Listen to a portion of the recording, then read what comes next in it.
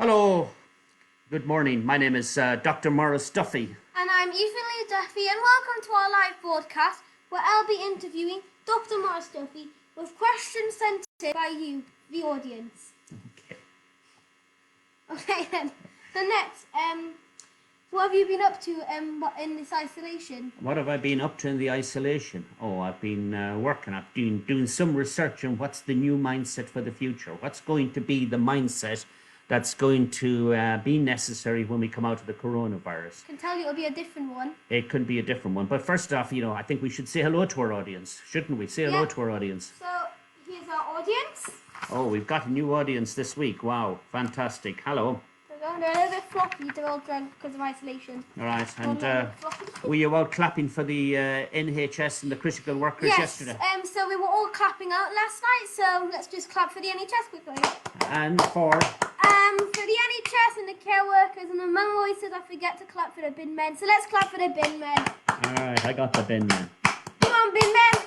All right. Okay. So what's our plan today? So would you like to start? Yeah, why not? Okay. So here's the first question.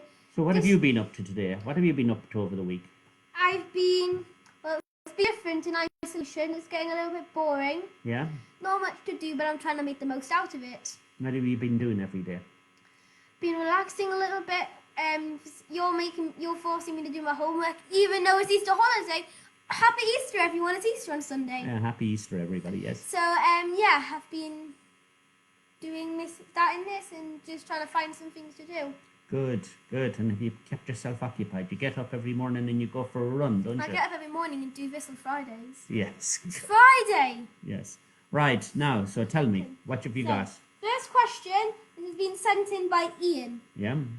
This is actually one of the questions we ask you every week. Okay. But some people might have not seen your live stream before, so welcome to the live stream. This is from Ian. What is mindset? All right. Mindset is a way of thinking, it's a way of feeling, and it's a way of behaving. When I say it's a way of thinking, feeling, and behaving, it's an attitude that you approach life with. It's a set of thinking that you have. And I say all the time, what you think you become, what you think you are. So, yeah, it's a way of thinking, it's a way of feeling, and it's a way of behaving. Okay, so then also a mindset is the way you approach a situation. Absolutely. It is, it is the attitude that we adopt. It's the way that we think about problems. It's the resilience that we have. It's our willingness to adapt and change. Yes. Okay, yeah. And this question is from Paula. Yeah. It's been sent in by Paula. So hello, Paula. Thank you for your question. How can you grow your mindset? Oh. So I think that there are a whole range of things, and some of the things that I touch upon briefly are, you can acknowledge and embrace your imperfections. You see, people have this view that they want to be perfect, and there's no one's perfect, and there's a great science in Japan, which is called wabi sabi. Some people call this an interior design, but it's a science, and it says that it's your imperfections that make you beautiful. So you should acknowledge your imperfections. You should love your imperfections. And when you want to grow, a lot of people think, am I strong at this? Am I weak at this? But in actual fact, when I'm asking people and teaching people to grow, I'll stretch them as much as we can. You have to view challenges as opportunities, right? So a lot of people kind of say a problem in every solution rather than a solution in every problem. And that's kind of a mindset to see the problem first rather than the solution. You have to try different learning tactics. We tend to learn in different ways, so you have to think about it. We have to replace the word failing with the word learning. People think that failure is the opposite of success. It's not. It's the first step to success. It's first step to success. When you take pictures, for example, you'll take 100 pictures and 99 of them will be bad ones. And what that's teaching you is what the good one looks like. So you have to be willing to kind of replace failure with the word learning. You have to value the process over the end result. And that's kind of, what that actually means in simple terms. It's actually you look at every single thing that you're doing rather than just the end result. It doesn't stop with the end result. When we talk about leadership, for example, we talk about leadership And people think it is a destination. It is not. It is a journey. It is something that you continue to learn and evolve. And too many people want the quick answer. So, you have to look at, I would say, emphasizing growth over speed, right? So too many people, when people want an answer to a question, right, what they want to do is to read the back cover. Give me the back cover, right? I'm not going to bother reading the book. I'll just read the back cover. I've read the back cover. Now I know everything that's in the book. Now I know everything that's in the book. They've got to think of criticism as something that's positive. Everybody, I hate the word, let me give you some constructive criticism, which usually means I'm going to tell you what you're doing wrong. Yeah, as always. As always. So the word constructive, but we have to find a way of telling people and giving criticism, but the person who's receiving the feedback should be welcoming the feedback, because all feedback is useful, because we started by saying nobody is perfect. So we need to continue to learn. So, how do we grow it? Is by being inquisitive, by being curious, by being willing to learn, by looking at challenges as opportunities, and looking at failure as the first step to success. Yeah. Next question. You said that this is an interesting question. Question from Luke. Is a good mindset the same as being intelligent? I like that question, Luke. So we know what a mindset is. It's a way of thinking, feeling, and behaving. Intelligence, the difficulty, and there are so many different descriptions of intelligence. So the description that kind of comes to mind for me, it's a way of absorbing. It's an ability to absorb information. It's ability to synthesize that information, and it's an ability to apply that information, and its ability to kind of come to good conclusions. So when I say absorb information, problems, situations, information, knowledge, synthesizing mean I can break it down into kind of bite size. I can break it down and understand it very well and apply it very well. And then applying it well means that, that I'm willing to have a go. And to me, that's kind of intelligence. So they're two different things. But mindset is, I don't believe that intelligence is a fixed position, right? And mindset, the good mindset, allows you to grow that intelligence and to grow that knowledge and to grow that smartness right through your life. And then another thing for that is intelligence and mindset are two different things. As I told you earlier, intelligence is what to do in a situation, but mindset is how you get to that situation. And as I said to you earlier on, that's a good answer, and I wish I had thought of that answer, right? But that's I thought of it. You thought of it, yeah. But that's a good and that's a clever answer. And mindset is not just being a smart pants, right? But it's being able to take that intelligence and that smartness and that attitude and that way of thinking and feeling and behaving and applying them. And that's really important. It's the applying of them, right? And the willingness to go through the process rather than just say, I want to win, I want to win, I want to win, and then when I win, I'm stopping, right? It's a continual process of learning. And then, I like that. So this is the next question from Kira. I was listening to a course yesterday, and one of the experts said the good leadership is hosting the meeting and hosting the meeting and not being the hero of the meeting. For example, not giving the answers. Do you agree with that? Well, I need to be careful because I'm giving the answers here, so I want to talk about it. You want to make yourself look good to the audience. Yes. Leadership has evolved and changed over the years, and there's a lot of leaders who have moved on from being a command and control, like I am the boss, I will tell you what to do. And you see some political leaders like that right now who say, I can tell you what to do and you will do what I say you should do. But it has shifted from that command of control. And the reason it's shifted, is you can't apply the rules of feudalism in a democracy. And what I mean by that is, you cannot have a situation where you have a group of people with free will and with free choices and tell them what to do. You have to lead by example. But leadership breaks down to me in 5 different steps, and most people want to be on step 3, 4, and 5. They don't want to do 1 and 2. And the 1 and 2 are most important. The first rule of leadership is? work your way up. Lead yourself. Lead yourself. Lead It's like yourself, that. yeah. So you have to, and lead yourself means having the self-awareness, and being willing to look at your own dark side, having a good mindset. Lead an individual means that you learn how to kind of communicate and engage with one person. Lead a team, it all depends on where the position is. But the concept of it being a hero, and lots of people want to be a hero leader. I'm the one giving instructions. I'm the one who's in power. I'm the one who controls it. That is gone. And some of the work that I've been doing this week has been developing a mindset model, a leadership model for as we come out of the coronavirus. Because a lot of people are looking at trying to sort the coronavirus right now and then think, when are we going to get back to normal? There will be no more normal in the way that it was previously. Normal is gone. We talk about the new normal, and I don't particularly like those words, but the new normal will be completely different across physical and social and behavioral boundaries. And we need a new way of thinking, we need a new mindset, we need a new leadership model for that, because the world is going to significantly change. So for me, that's what it's about. Yeah, and as you were saying earlier about a different kind of normal, for example, there's going to be more people out in the streets because we've been locked in. They realise how much they're going on. Now everybody's out because they told to stay fighting that law. Yeah. But for example, a lot of people going out because what's gone, as that song says. And then also, I think for another month after this is over, it's going to be a drunk world because everyone's going to be rushing to the pubs when they reopen.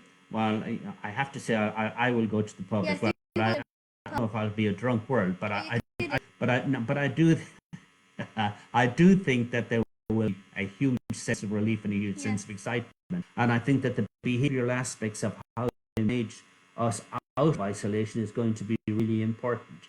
Because if they say it finishes on Monday, then everybody on Monday is going to be out there. So I think it will be phased. But I think that we have to understand that we're not going back to what it was. And we also have to understand that there's going to be no just one date when it's over. This is going to be phased and it's going to go on for months and months. And if people think that the isolation that we have right now is going to, I don't think so. I think what we're going to see is more and more isolation. Maybe it'll be eased off slightly, but we'll see where that goes to. And the bad part is to go to the pub with you. I've got nowhere to go. I'm sorry about that. I'm sorry about bringing you to the pub. I enjoyed the experience in the pub. Onwards, you'll get me into trouble taking you to a pub. So this one's from Iola. So from Iola, do you think we are tired of the coronavirus yet? As I was saying, I think I am. I think that the behavioural aspects of it are concerning. I saw that that there are 1 billion people around the world who've lost their jobs. We've seen 1 billion. Yeah, 1 billion. That's a lot of people. It's a lot of people. We've seen a 20 to 30% increase in cost to about abuse at home. Yeah. So we're seeing some negative sides to isolation. Like that box made a video about how the abuse at home during the lockdown. Yes. So that's the challenge that we have. Is The world's how we turning deal. into a new place. The world is turning into a new place, and we have to kind of think about the behavioural aspects. Now, most people sitting at home, feel a sense of uselessness. They want to do something. How can I make a difference? How can I help?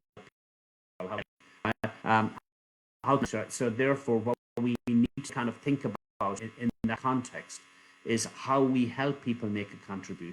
And most people feel they make a contribution by either going to work or giving to society or being part of groups of people. So yes, I do think that we're tired. I do think that the behavioural aspect is significantly difficult.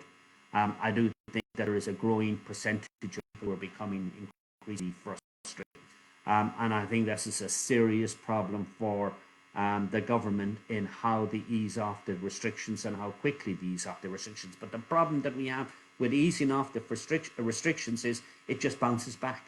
So until we have a vaccine, it is very difficult to see a way out. And I don't envy them the difficult choices they have in front of them. Okay, and there's one more question that's got sent in last minute, and it's from Ethan. Oh, is it from you? Is it all right? when we go out to the shop later, can we get some ice cream? Yeah, yes, we can. We Okay. can. Now, so can I Thank ask you you? for Can that I ask you a question. question? Can I Yes. ask you a question? What do you think mindset is? I think it's a form of how certain people behave when they're put into a certain like situation. And so it's a way of seeing, for example, challenges. So Yeah. a good mindset is, I embrace challenges. A fixed mindset would be I avoid challenges. And it's a situation where some people see obstacles. Some people give up easily. Other people kind of keep going irrespective of what happens. Some people in on effort see effort as being something that you have to get through, where other people see that if I put the effort in, right, then I can achieve some great things. And then some people actually go out looking for criticism, want the feedback, and other people fight it as much as I possibly can, as much as I can. So when you think about the coronavirus and you think about all the changes that are going to happen as a child, right, and going back to school, what do you think will change? I think it's going to be a lot different as well because of the amount of school we've missed and how we haven't been at school. Because, for example, if you're in a year where you're going to have tests, it's been on the news that either the teachers are going to decide what you would have gotten if this lasts for a while now. But if it's not going to last for as long, they might delay them, like the tests. So it's a confusing time because a lot of people lay back and relax until it gets to the SATs. But now, that time where they've been laying back and relaxed, didn't know that would end up actually being their SAT. That means also there might be a lot more fails this year. And a lot of parents are out there trying to kind of teach their kids, are homeschooling. Like you do. Like I do. I completely ignore you. Yes. But back to the thing. That's no. Well, we can talk about that one later. But the point being is a lot of parents are out there trying to kind of teach their kids and do the homeschooling. And it is difficult, right? Because in the same way I find it, professional coach, I cannot coach your mother. That would be that would be a disaster. Not gonna happen. And it's very difficult to kind of manage and teach and coach people who are close to you, because they see your own imperfections and they say to you, you're doing something that you don't practice yourself. So it's difficult to words across, and it's difficult to kind of frustrations. But teaching for me is a critical part of it. Is that children learn by mimicking behavior. So a lot of people can teach by telling you or saying what you should do rather than show or modeling the behavior that they want to say. So if I was given advice, on any teaching techniques, is to model the behavior. It's to model the advice. It's to show good practice. It's to give positive feedback about just stuff. It's failure is a critical part of being successful. It's to demonstrate grit yourself, and how is people who have grit and who are prepared to stick in there. It's to learn. Also, part of mindset is that your ego is not your amigo, right? It's to kind of cast that particular point. So how do we grow that mindset? So yeah, those are the things. So we'll be back next Friday. So we'll get questions. So if anybody's got any questions until that's all. Any more questions, just into us and we'll ask them next week. Yeah. Let's talk at maurastuffy.com, hashtag mindset for kids. That's the questions. If you're interested in hearing more on mindset, I do Facebook Live on a Monday. You can follow us on at Dr. Maurice Duffy on Facebook and on LinkedIn. Started doing a set of podcasts, some fascinating I spoke interesting. to, I've listened to a couple of them. I spoke to one of the golfers in the country yesterday. I talked to one of the best cricketers around the world. Had conversation with the first lady who became the cricket team. Talking to some premiership holders. I'm talking to some politicians. Pod will be out and you will see on www.murphy.com. If you like what we're doing, do like the page. We would appreciate that. Always looking for support and liking the page. And until Also, remember to share this because you want to. this, 15,000 views. And what You're are you on- on again? Was it no, yes, you're beating me significantly on views. All right, so I'll have to work much harder to beat you. So until we meet you here next week on these questions, and to see you on Monday. Have a great Easter weekend. Thanks very much. Care.